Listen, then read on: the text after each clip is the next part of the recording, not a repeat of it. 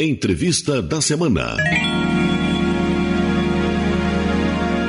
A entrevista da semana é com o juiz Jonatas Andrade, do Tribunal Regional do Trabalho da 8ª Região do Pará e Amapá, que fala sobre o trabalho escravo e seus impactos na infância e na sociedade. A jornalista Tata Fronhouse conversou com o nosso convidado. Doutor Jonatas, o que define o trabalho escravo nos dias de hoje?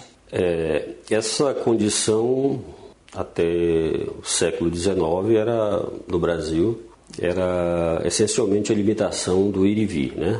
O bem tutelado era a liberdade. Nós, a partir do início dos anos 2000, tivemos uma evolução significativa que serviu de referência para o mundo e passamos a abarcar, a contemplar e a proteger a dignidade da pessoa humana. Por quê?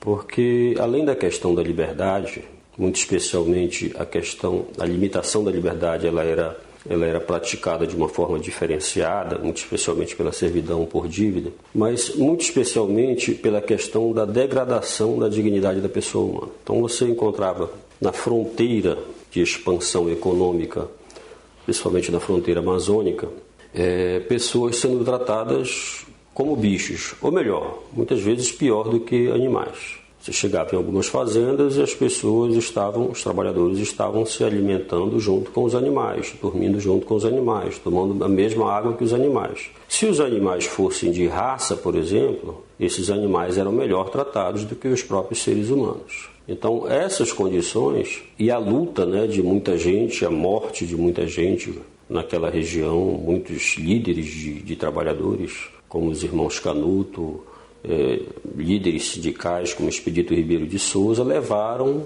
diretamente à mudança legislativa de 2003. E o trabalho escravo, hoje 90% dele se dá em razão da degradância do trabalho, ou seja, você cuidar do homem ou tratar o homem, explorar o trabalho dele como se ele não fosse digno. E de que maneira esse trabalho escravo pode impactar no trabalho do judiciário? Olha, o trabalho escravo, muitas vezes ele se torna, assim, para um determinado segmento, caricato, Mas ele digamos assim, a condição mais primária de enfrentamento das condições adversas de trabalho. Ou seja, a luta por um trabalho decente lá na ponta, lá em cima, pressupõe essa elevação das condições básicas de trabalho, ou seja, o enfrentamento dessas condições precarizantes de trabalho. Então, me parece que esse é um dos desafios primeiros da justiça brasileira no que concerne ao mundo do trabalho.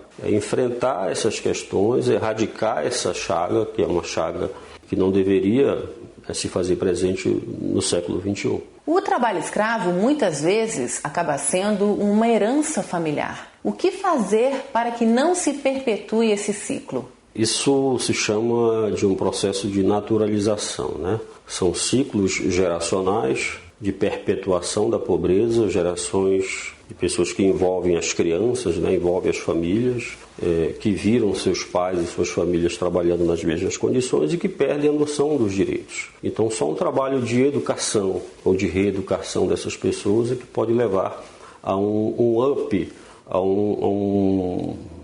digamos assim, a um resgate de sua cidadania. Então, mais que um resgate da escravidão, é necessário um resgate de cidadania. Eis que muitas vezes resgatados de trabalho escravo, da escravidão, são reincidentes, são resgatados sucessivamente. Por quê? Porque a sua cidadania não foi resgatada. Então, há necessidade do enfrentamento do resgate da cidadania.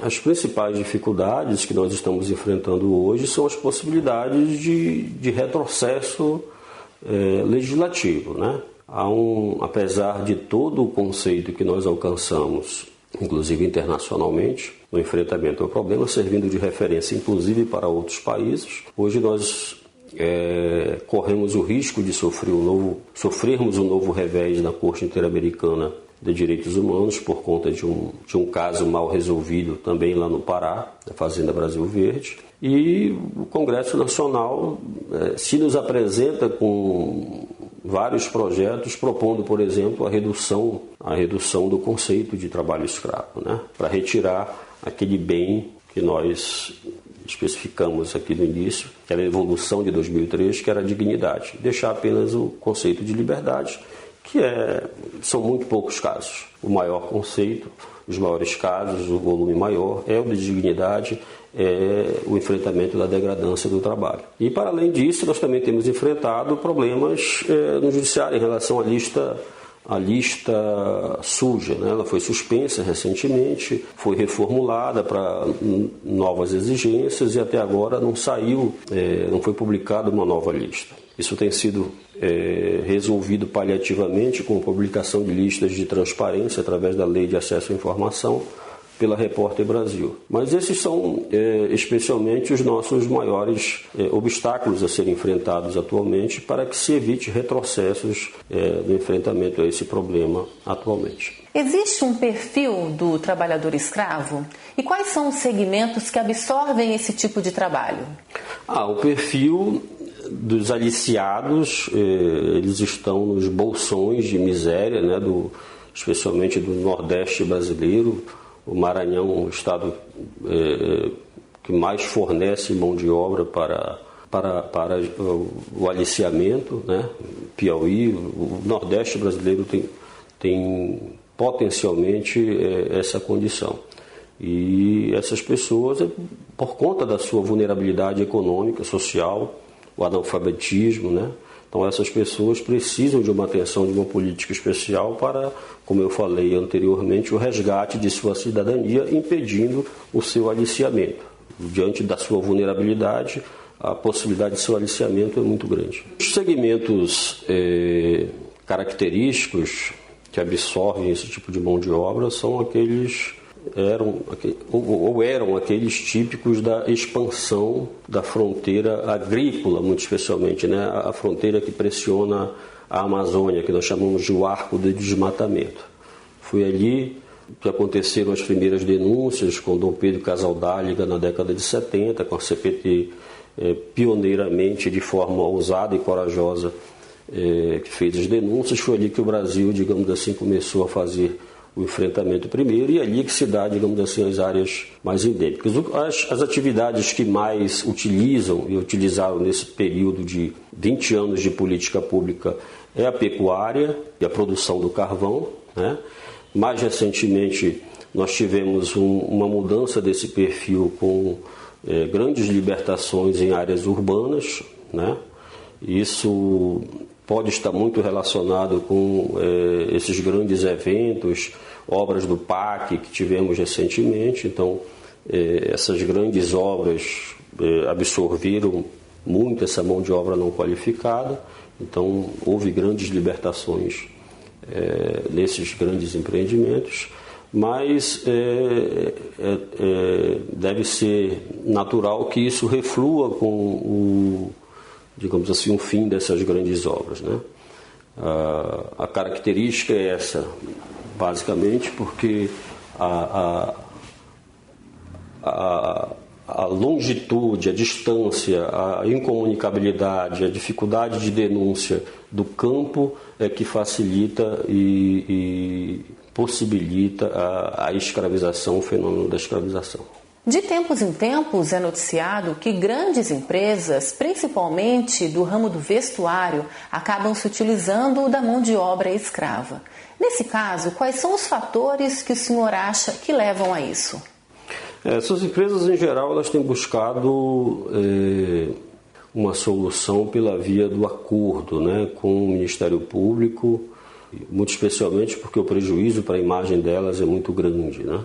Eu não saberia mensurar, acho que é muito difícil você dizer se esses acordos estão, digamos assim, adequados para a gravidade do que eles têm, do seu procedimento.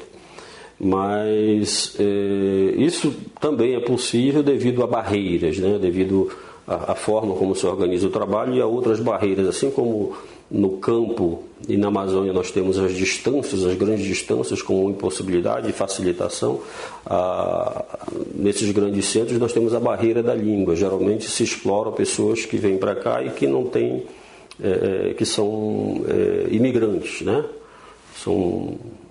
São latinos, são chineses mais recentemente. Então essas pessoas têm a dificuldade da barreira da língua e por pressuposto a dificuldade da denúncia, de denunciar aquelas condições de trabalho precárias. Em 2012, o senhor ganhou o Prêmio Nacional de Direitos Humanos concedido pela Presidência da República. Isso vale como um incentivo para o senhor continuar o seu trabalho ou acaba não interferindo no que o senhor já vem fazendo? Não, a premiação ela é de todo bem-vinda. Ninguém seria, digamos, ingênuo de dizer e de desacreditar uma premiação desse porte, mas ela evidentemente aumenta a nossa responsabilidade, né? Mas também serve, como eu disse anteriormente, como uma blindagem para os enfrentamentos necessários dessa luta, que são muitos, né? As pessoas físicas e jurídicas que se beneficiam dessa prática se beneficiam por motivos econômicos, não é que elas sejam tenham uma personalidade má, boa ou má, não é isso. É que há, digamos assim, lucro ao fim e ao cabo, a ser deduzido. E se você interfere nisso, você também interfere nessa relação de custo.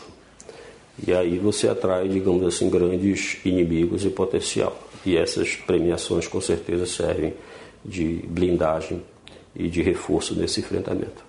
Ok, muito obrigada, Dr. Jonas Andrade, pela sua participação aqui no programa. Eu que agradeço pela oportunidade.